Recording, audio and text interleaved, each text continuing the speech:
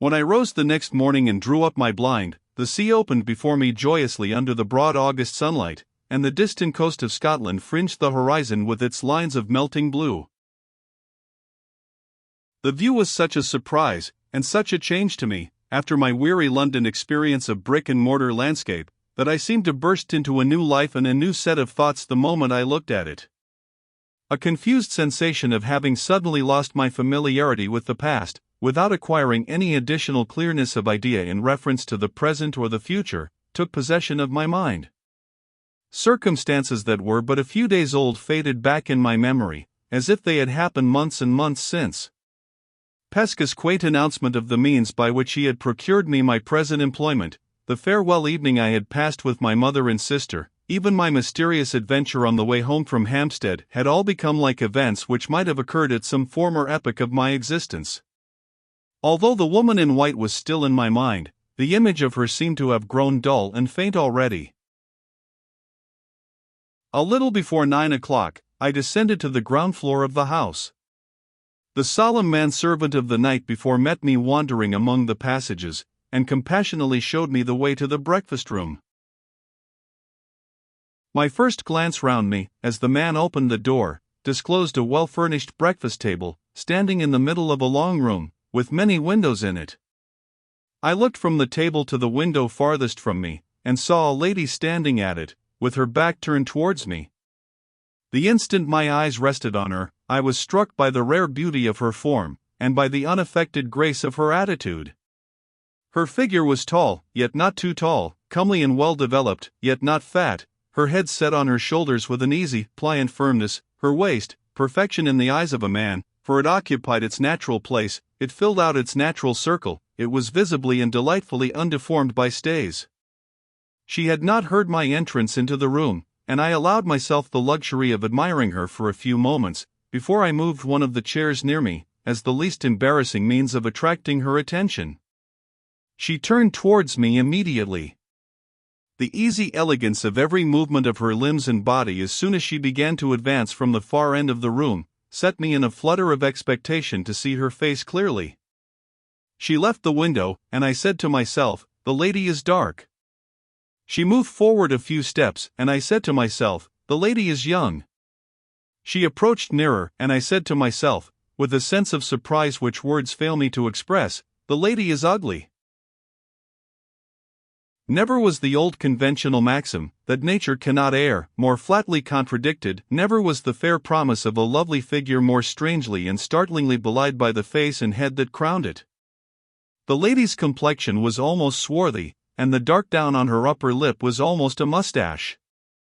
She had a large, firm, masculine mouth and jaw, prominent, piercing, resolute brown eyes, and thick, coal-black hair, growing unusually low down on her forehead. Her expression, bright, frank, and intelligent, appeared, while she was silent, to be altogether wanting in those feminine attractions of gentleness and pliability, without which the beauty of the handsomest woman alive is beauty incomplete.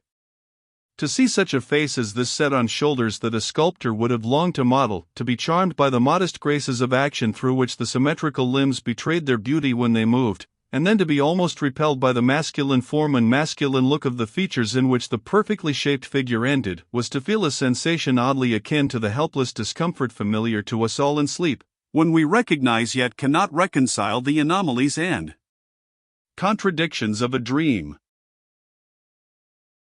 "Mr. Hartright," said the lady interrogatively, her dark face lighting up with a smile, and softening and growing womanly the moment she began to speak. "We resigned all hope of you last night, and went to bed as usual. Accept my apologies for our apparent want of attention, and allow me to introduce myself as one of your pupils. Shall we shake hands? I suppose we must come to it sooner or later, and why not sooner?" These odd words of welcome were spoken in a clear, ringing, pleasant voice. The offered hand, rather large, but beautifully formed, was given to me with the easy, unaffected self-reliance of a highly bred woman. We sat down together at the breakfast table in as cordial and customary a manner as if we had known each other for years, and had met at Limmeridge House to talk over old times by previous appointment. I hope you come here good-humoredly determined to make the best of your position, continued the lady. You will have to begin this morning by putting up with no other company at breakfast than mine. My sister is in her own room, nursing that essentially feminine malady, a slight headache, and her old governess, Mrs. Vesey, is charitably attending on her with restorative tea. My uncle, Mr. Fairley, never joins us at any of our meals. He is an invalid, and keeps bachelor state in his own apartments. There is nobody else in the house but me. 2 young ladies have been staying here, but they went away yesterday, in despair, and no wonder.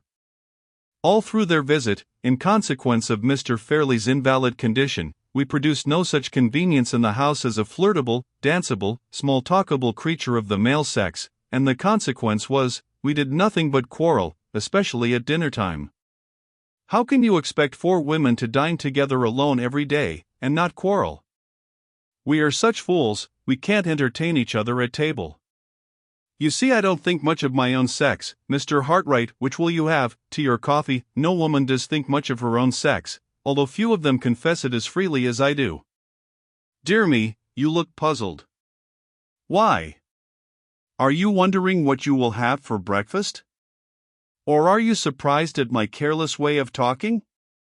In the first case, I advise you, as a friend, to have nothing to do with that cold ham at your elbow, and to wait till the omelette comes in.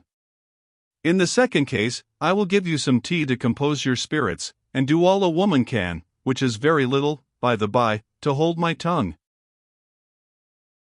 She handed me my cup of tea, laughing gaily.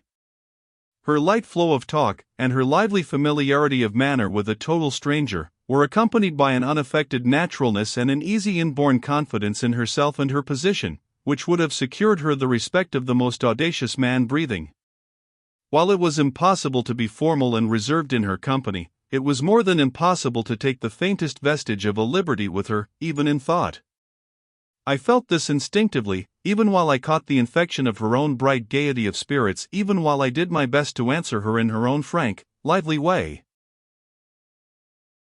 Yes, she said, when I had suggested the only explanation I could offer, to account for my perplexed looks. I understand. You are such a perfect stranger in the house, that you are puzzled by my familiar references to the worthy inhabitants. Natural enough, I ought to have thought of it before. At any rate, I can set it right now. Suppose I begin with myself, so as to get done with that part of the subject as soon as possible? My name is Marian Holcomb, and I am as inaccurate as women usually are, in calling Mr. Fairley my uncle, and Miss Fairley my sister. My mother was twice married, the first time to Mr. Holcomb, my father, the second time to Mr. Fairley, my half-sister's father. Except that we are both orphans, we are in every respect as unlike each other as possible. My father was a poor man, and Miss Fairley's father was a rich man. I have got nothing, and she has a fortune. I am dark and ugly, and she is fair and pretty. Everybody thinks me crabbed and odd, with perfect justice, and everybody thinks her sweet-tempered and charming, with more justice still. In short, she is an angel, and I am. Try some of that marmalade, Mr. Hartright, and finish the sentence, in the name of female propriety, for yourself. What am I to tell you about Mr. Fairley? Upon my honor, I hardly know. He is sure to send for you after breakfast, and you can study him for yourself. In the meantime, I may inform you, first, that he is the late Mr. Fairley's younger brother, secondly, that he is a single man, and thirdly, that he is Miss Fairley's guardian. I won't live without her, and she can't live without me, and that is how I come to be at Limmeridge House. My sister and I are honestly fond of each other, which, you will say, is perfectly unaccountable, under the circumstances, and I quite agree with you, but so it is. You must please both of us, Mr. Hartright, or please neither of us, and, what is still more trying, you will be thrown entirely upon our society. Mrs. Vesey is an excellent person, who possesses all the cardinal virtues, and counts for nothing, and Mr. Fairley is too great an invalid to be a companion for anybody.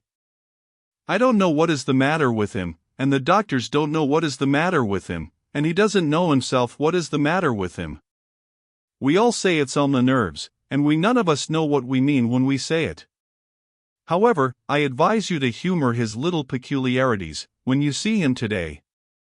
Admire his collection of coins, prints, and watercolor drawings, and you will win his heart. Upon my word, if you can be contented with a quiet country life, I don't see why you should not get on very well here. From breakfast to lunch, Mr. Fairley's drawings will occupy you. After lunch, Miss Fairley and I shoulder our sketchbooks and go out to misrepresent nature under your directions.